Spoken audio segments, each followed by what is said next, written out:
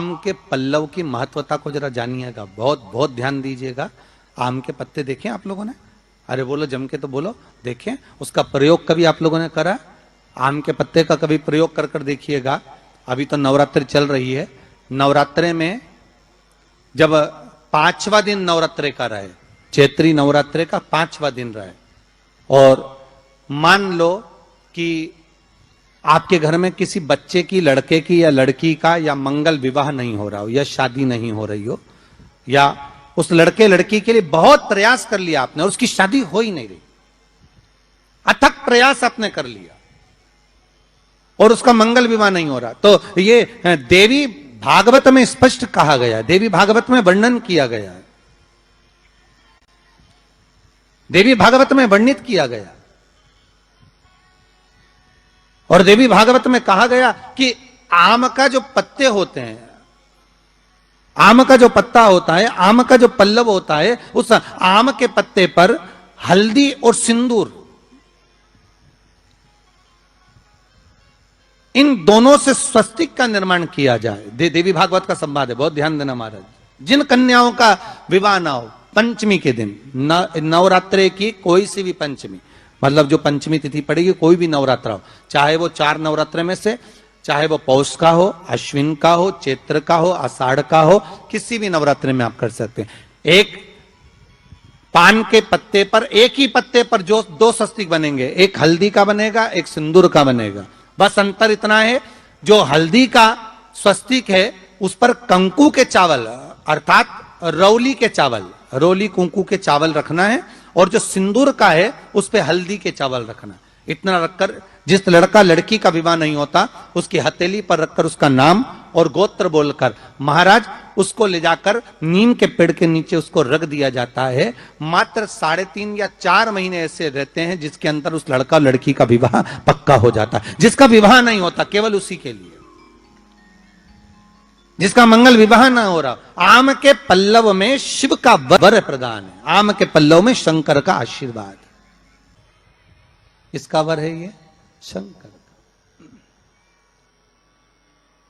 11 आम के जो पत्ते जिस डाली में लगे होते हैं, वो डाली कोमल सी डाली, 11 टुकड़े महाराज एक कच्चे सूत से लपेटकर 11 बार उसका भाग, जब उसको लपेट लोगे इस तरह से इकट्ठा करके, आगे का जो भाग है 11 बार कच्चा सूत लपेटने के बाद जो भाग पीछे का आगे का कोई भी हो, उसको शहद में डुबाकर शिव जी को समर्पित कर दो। किस जगह पर रखना है?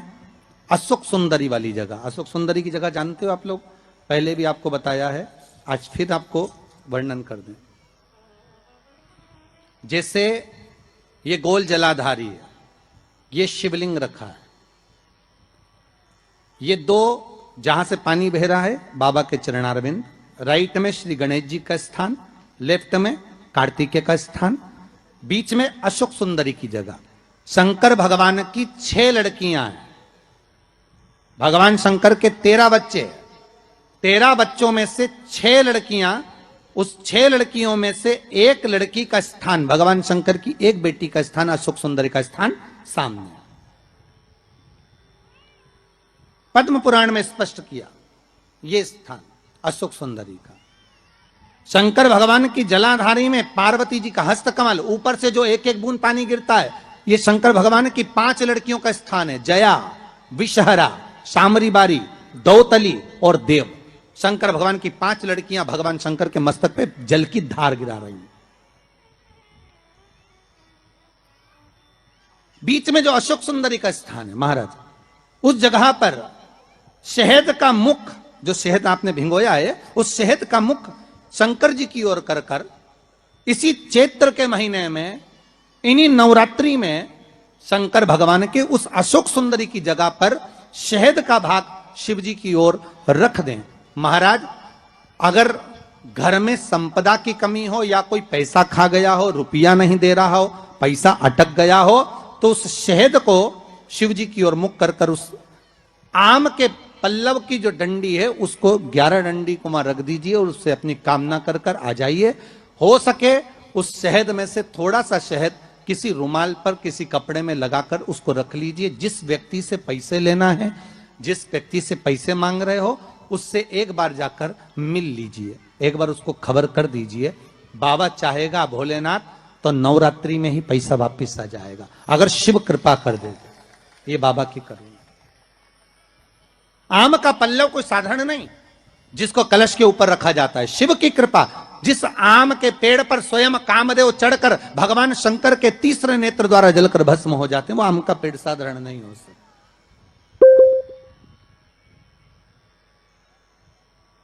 सहज नहीं है।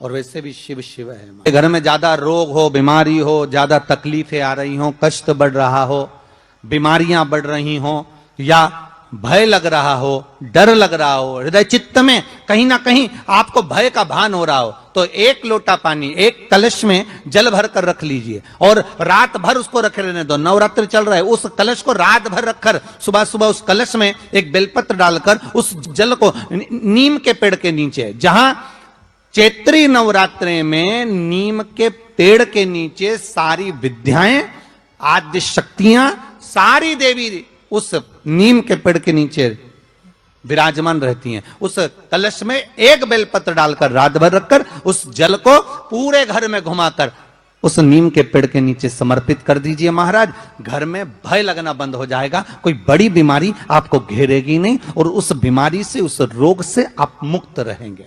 उस बीमारी से, उस रोग से आप मुक्त पाएंगे। वो बीमारी आपको घेर नहीं। विश्वनाथ को कुछ नहीं चाहिए, मेरे शंकर को चाहिए क्या?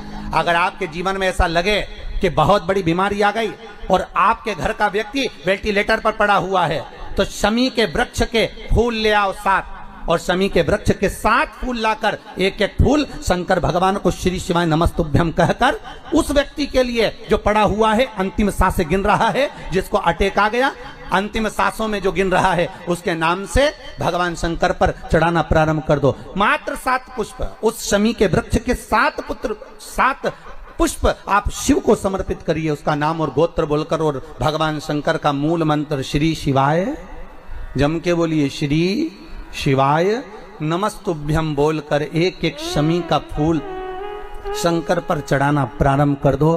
फिर आगे वो विश्वनाथ की मर्जी है, वो प्राण कैसे लेकर वापिस आता है, उस काल से छुड़ाकर महाकाल कैसे लाता है, ये वो जाने। आपका फर्ज केवल आप अदा करिए।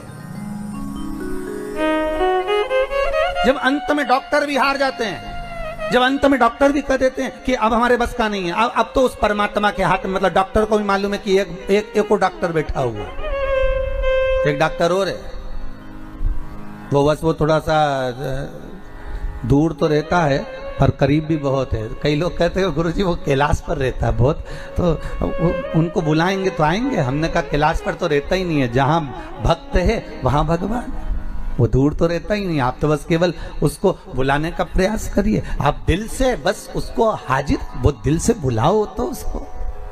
इसलिए देवी भागवत में लिखा है कि नवरात्रि में एक दिन, जैसे प्रतिपदा है, पहला दिन है तो एक कन्या का पूजन करो, द्वितीया है तो 2 कन्या का पूजन करो, तृतीया है तो 3 कन्या का पूजन करो, चतुर्थी है तो 4 कन्या का पूजन करो, पंचमी है 5 कन्या का पूजन करो, छठ है 6 कन्या का पूजन करो, सप्तमी है 7 कन्या का पूजन करो, अष्टमी है 8 कन्या का पूजन करो, नवमी है, जम के बोलो, 9 कन्याओं का पूजन करो।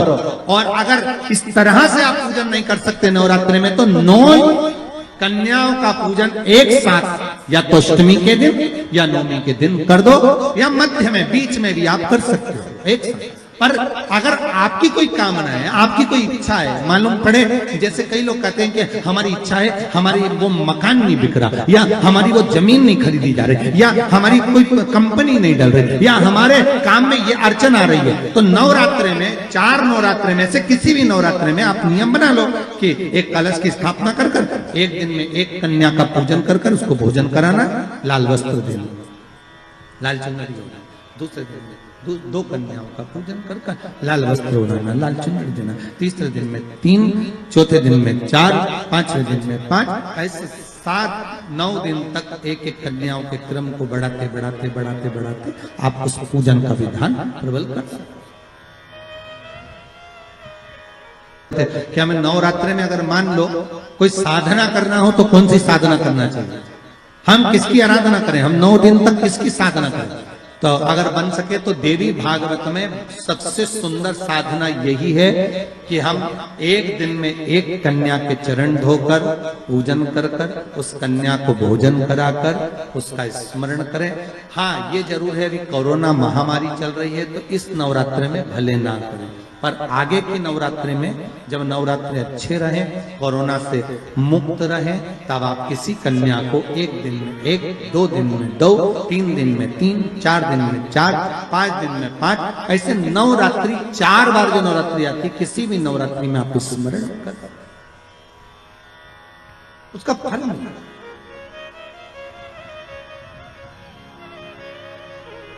उसका फल होगा।